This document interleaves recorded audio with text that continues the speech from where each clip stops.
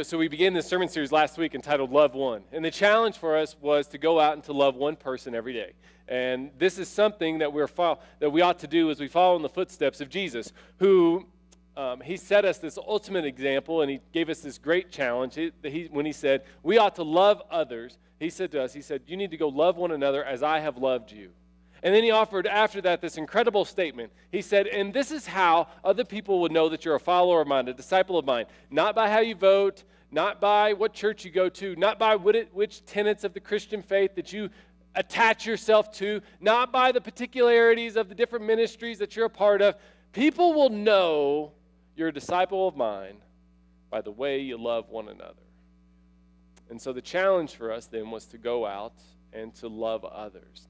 And as I was going about my week this past week, it was definitely something I wanted to be conscientious of every single day. But I was blown away by the number of opportunities that came my way. A little bit of it has to do with my role, but then also just those day-to-day activities, those opportunities to do something for someone. And so there was instances in which I opened doors for people and moments where I could pay for someone's meal, and then there are times when I was called upon to visit a hospital and to pray for somebody. Also, just a couple days ago, my wife's grandmother passed away, and for her, that's incredibly impactful, as it is for all of their family. And so, trying to help console her through some of the grief that she's going through with that has definitely been something that I'm called to do as a Christian, and obviously as a husband as well.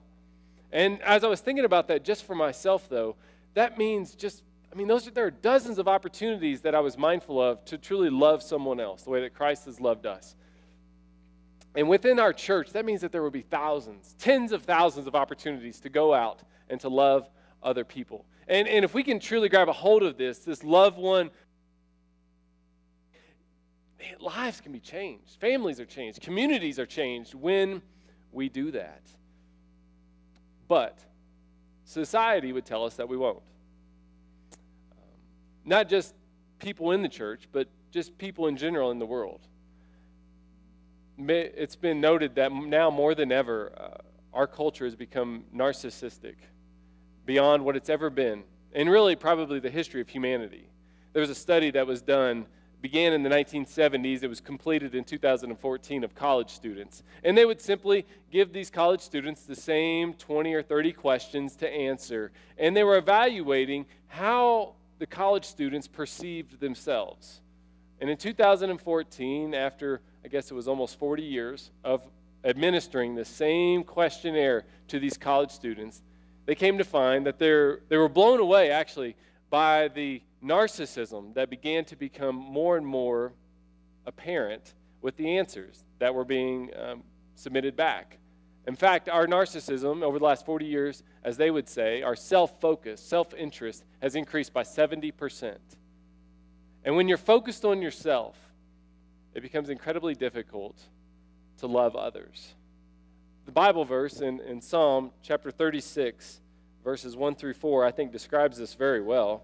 It's, again, not new that people would think of themselves, but perhaps to the degree that we see today is a bit new. But this is how David describes it in Psalm 36. The sinfulness of the wicked. What is it? Well, there is no fear of God before his eyes. For in his own eyes he flatters himself, too much to detect or hate his sin. The words of his mouth are wicked or hate his sin, and deceitful. He has ceased to be wise and to do good. Even on his bed he plots evil. He commits himself to a sinful course and does not reject what it is that is wrong. And as we go forward,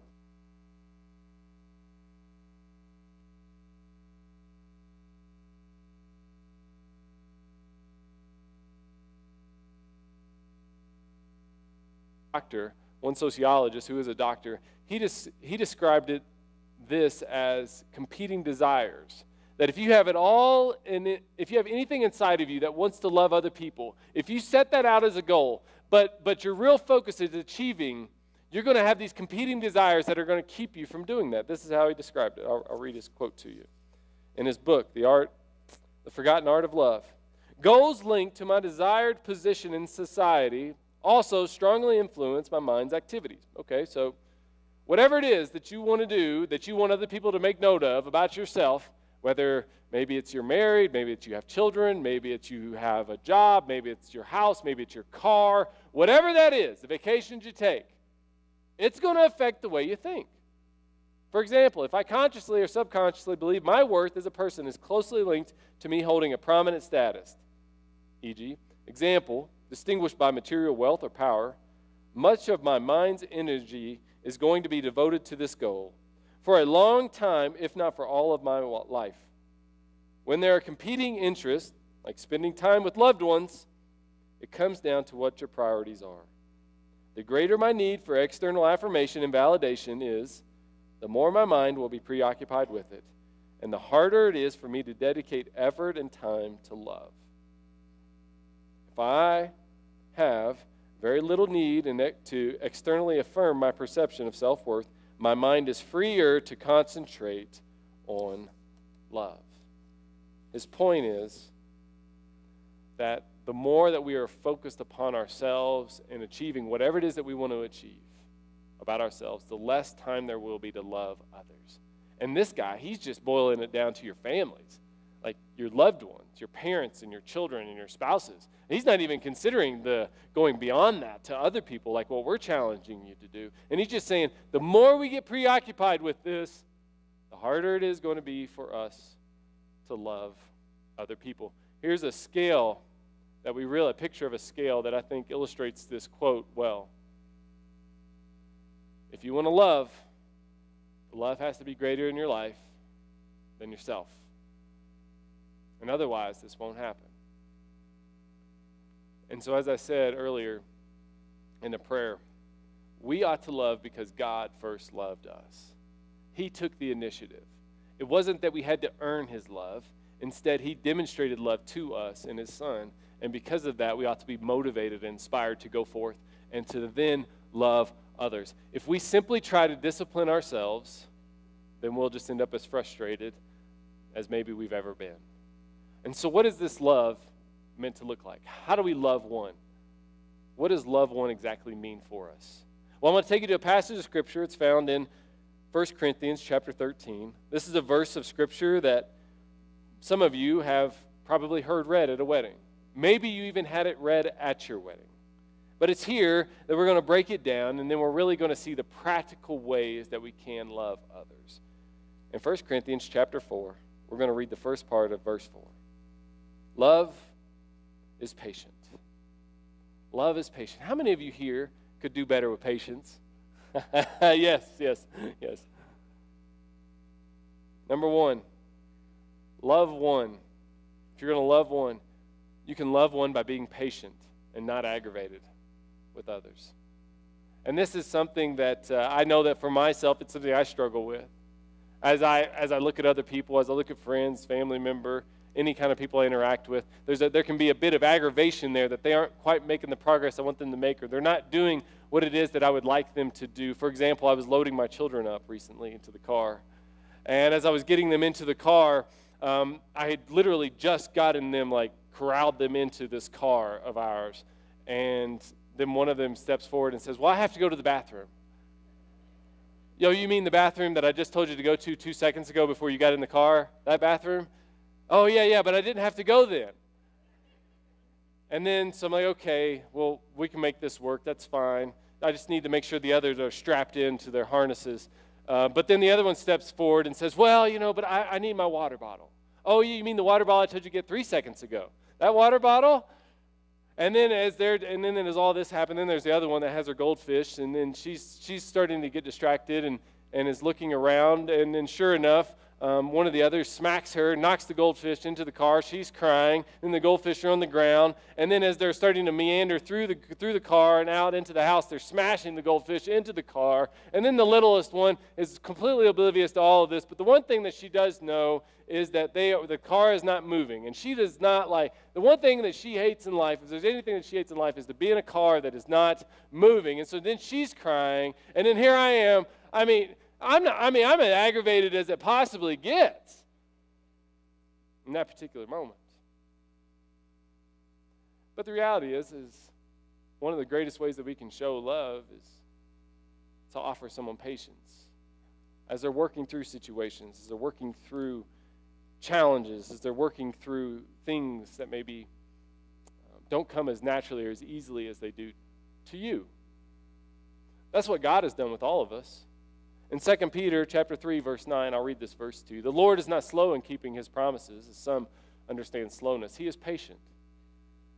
Peter and Paul use the same Greek word there. He is patient with you, not wanting anyone to perish, but everyone to come to repentance. And that's what God's been with you. That's what God's been with me. In those moments when he's told me to do something, and then 2 seconds later I forget. Those times when I want to go back to what it was, wherever it was that he had me, and I drifted away from that, and I just want to go back to that and get everything right. He's been patient with me.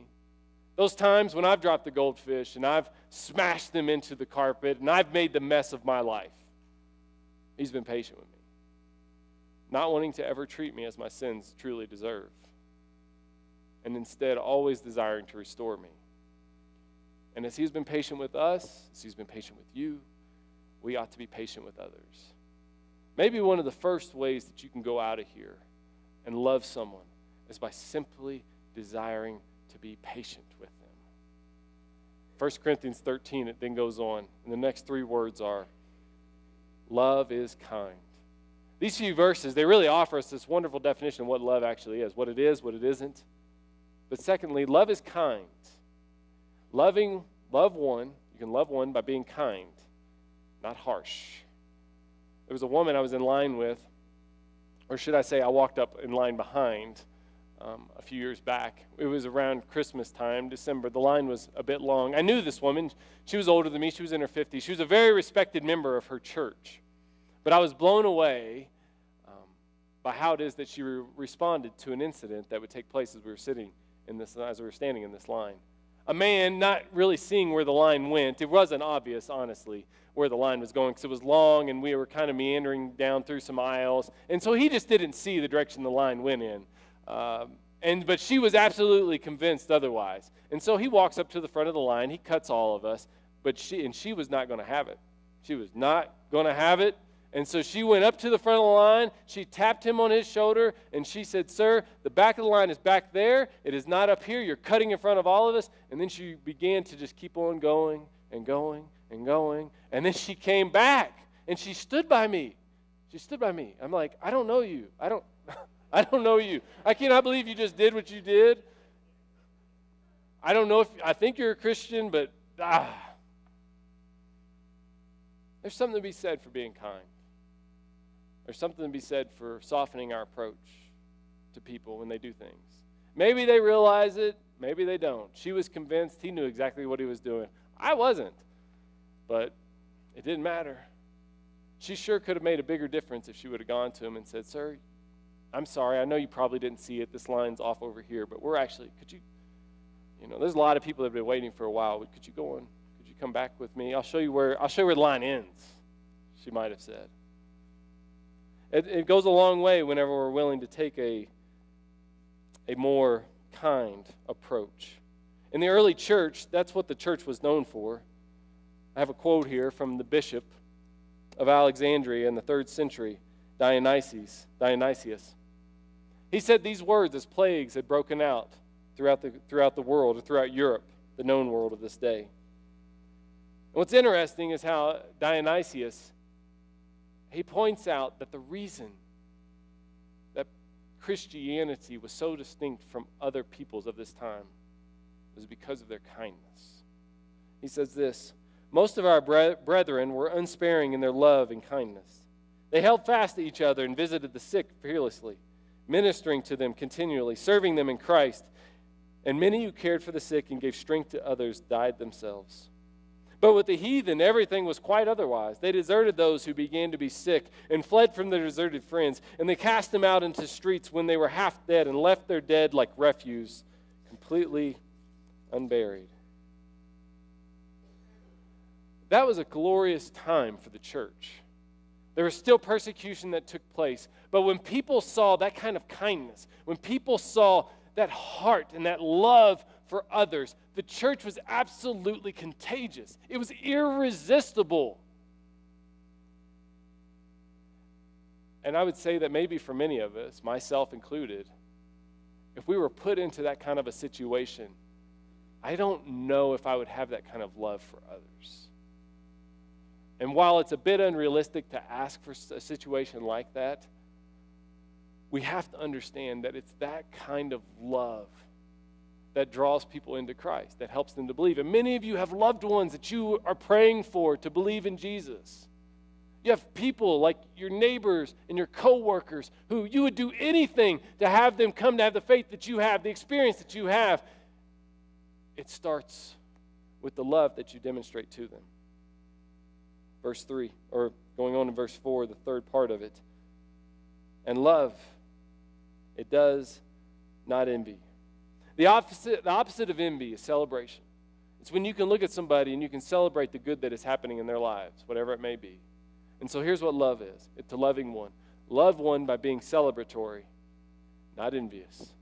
Love one by being celebratory, not envious. It's when you look at somebody and they got the promotion that you wanted, and you congratulate them still for that. It's when you can look at somebody who is maybe getting married while you're still single, and you say, I'm so happy for you. I'm so excited that you're getting ready to spend the rest of your life with this person. It's when someone else gets pregnant while you're still trying to get pregnant, and you can still go to them and congratulate them for that. That's the kind of love that we're talking about. The first small group that Laura and I were a part of, there was a couple in there who the wife had a miscarriage. And about 6 months later, another couple in our church, a part of this group, she became pregnant. And there was it was painful to journey through that with the two of those couples. One who lost a child, the other who was getting ready to have a child. But it was amazing whenever the one who lost the child was willing to go to the other one and say, I'm so happy for you. This is amazing. God has blessed you with this child. And I'm not saying it should have worked out the way that it did work out, but actually the one who ended up losing the child later on down the road, about 1.5 years later, they ended up being pregnant with twins. And God gave them back the one that they had lost, I guess. But it was beautiful to see that thing take place. But conversely, I was on Facebook recently, and I was flipping through it, and these ads will pop up from time to time for houses. And so this ad pops up, and it was this house that's for sale just north of us, more towards the city. And I was like, oh, that looks like a nice house, and I clicked on it. And it was a $5 million house. I've never been in a $5 million house, so I thought, I wonder what that looks like. So I started scrolling through the pictures of the house. It was very nice colors, nice furniture, everything it was an incredible house. It wasn't doing anything for me. I didn't care. I'm like, it's so unrealistic, and I don't even want that kind. I wouldn't even want that. I don't want any of that, any part of all that. But I looked at that and I said, this is nice, whatever, blah blah blah. I was getting ready to move on to the next thing, and then I scrolled a picture, and the person I saw that it was a kid's room. Oh. And then I scrolled another picture, and there was a nursery. You see, they were about the same season of life that I'm in. And that was the moment when some of the envy and frustration started to sink in. You see, when it was somebody that was much older, somebody that's had a lot more life to live, I didn't care. But the moment it was somebody about the same season of life as me, I started to care. And that was something I needed to pray through and think about and then move on with the rest of my day. But I should have been happy for them, happy for those kids, that their parents can provide for them the way they're providing for them and do the things that they're doing with them. It's hard to celebrate people. It's hard to celebrate situations in people's life. But that's what the love of God compels us to do. We ought to celebrate people and not immediately jump into envy and be envious. It goes on in 1 Corinthians. It says, love, it does not boast, it is not proud, it is not rude, it is not self-seeking, it is not easily angered, it keeps no record of wrongs. The whole point of this little portion here is self. The whole point here is self.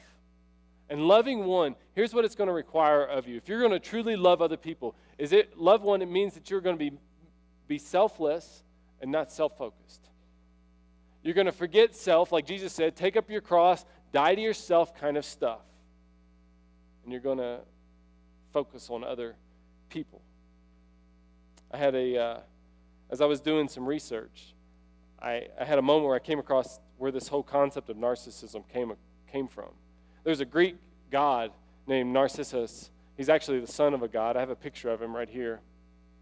And he's a man that was, at least as the stories would go, he was attractive. Many women wanted to marry him, but he would have nothing to do with them because he loved himself too much. And his love for self was so great, in fact, that he was led to a brook. And when he looked at his reflection in this brook, he immediately found the one person that he could actually love, himself. At first, he didn't realize it was himself, but he was immediately smitten. And then when he finally realized who he was, that he was really in love with himself, he went into a deep depression, stopped eating, stopped drinking, and eventually died. He just sort of withered away because he was so focused on himself. And so we get the word narcissist from this Greek story, from history. But I had a friend of mine, he was walking out of a mall, and he seemed to get this right. And he said he was walking out to his car, and as he was walking to his car, he noticed that another car had pulled up beside his. And as he would describe it, he said the car was a piece of junk. He said it was one of those cars that you wonder, like, how did that pass the emissions test? Seriously. Like that car, he said, I asked myself, has that always been there? Because there's no way that car should start. And it was parked up real close. Mall parking's terrible anyway, but it was like right up next to his car. And so he's like looking at this. He's looking at the car, and he's looking at his car, and he's starting to like, well, did they hit my car when they got out with their door? And he's looking at that really close, and he's looking at this car, and he's frustrated because there's not enough room, and that car is too close to his car, and there's no space. And then he saw in the passenger seat a book, What to Expect When You're Expecting. And he said in that moment, he realized, like, I'm wrong. I shouldn't be. The way that I'm acting, the way that I'm feeling, the way that I'm thinking is wrong. I'm focused too much on myself. And he pulled out some money. He assumed that it's probably some single mom's car, maybe. And he put some money under the windshield wiper, and he drove away. And he said to himself, I don't know what she'll think when she'll find the money, but it would be great if she thought, there must be some nice Christians in this area. There must be some nice Christians in this community who did that for me. That's what it means to forget about yourself. It's when you're in those moments, not when it's easy, not when like you're feeling great and everything's good, but it's that moment when you don't have any space and they're crunched into your life and they're affecting you. Like that's those moments whenever you can forget about yourself and you can think about somebody else that this kind of love takes place. And then we go on in 1 Corinthians 13 there, and it says this, and love does not delight in evil, but it rejoices with the truth. You can love one by being honest, not deceitful. You see, there's this erroneous thought that to love somebody means that you can't ever hold them accountable, that you can't ever speak truth into their life. And that's just not the case at all. There are these moments when the most loving thing you can do is to step into somebody's life and to help them and to say something to them that is going to be incredibly difficult. Several years ago, I sat down with a friend of mine. He's a Christian guy, but I mean, you looked into his life and you're like, man, there's some major inconsistencies here. And he was starting to make some decisions that would ultimately be catastrophic for his life. And I sat down with him and I just said, man, I mean, I know you're getting ready to move in with your girlfriend and you're going to take this step, and I just don't think it's going to be a good decision for you. You shouldn't do this. And then he had a gambling problem on top of that, and I started challenging him a little bit on that. I didn't want to have those conversations. I didn't like having those conversations. That wasn't a comfortable conversation for me to have. He didn't take any of my advice anyway. But love kind of leads you to that place. Love should lead you to that place. There was another friend of ours, a close friend through high school, into college, and after, who we drifted apart eventually. And he began to kind of go his own way, and then obviously I went my own way as well. But I began to hear rumors or hear things that people were saying that he was having a drug problem. The marijuana turned into an addiction to pills, which had turned into some opiates, and ultimately climaxed with heroin.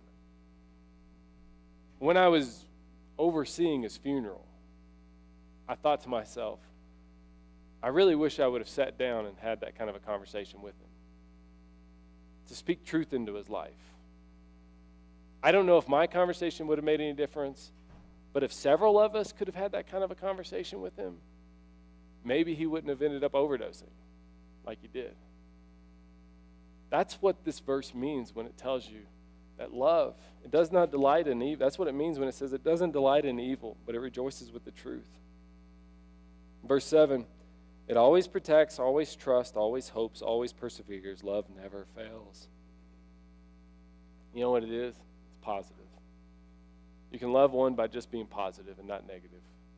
You can enter into a situation and you can speak some positivity, some encouragement into somebody's life.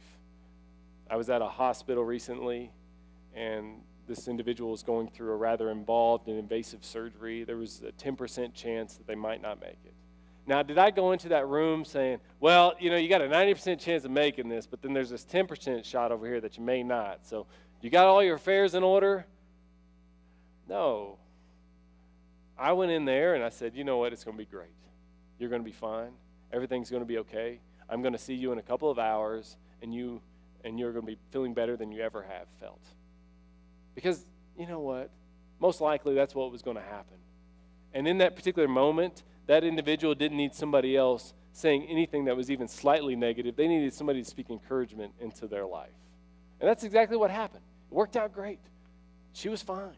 Everything was okay. But what if you entered into a situation and you said, I'm going to be a positive presence into this place? Because you know that ultimately Christ is still on the throne. Ultimately, God is still in control. Ultimately, we know how the story ends. And that's why it says that hope, that there's always, in this hope, there's always, love always gives you hope. This kind of love, it never fails. Now, one of the challenges that we've given you with this Love One series as we're going forward in it is to obviously go out and to love one person a day, and then to share your stories. And then we've also put together, you can go out to the Connection Point desk, we've put together these sheets of paper that can give you ideas for how you can actually go and love somebody else. They're the kind of paper that you can put on your refrigerator, or you can hang on to it, and it's just something that somebody can look at, and you can look at it and be like, I need to go try to do that today. I need to keep an eye out for this kind of a moment. We had a little girl in a church do that this past week. I'm going to share with you her story and what she shared. Maybe you can be a little bit inspired by this.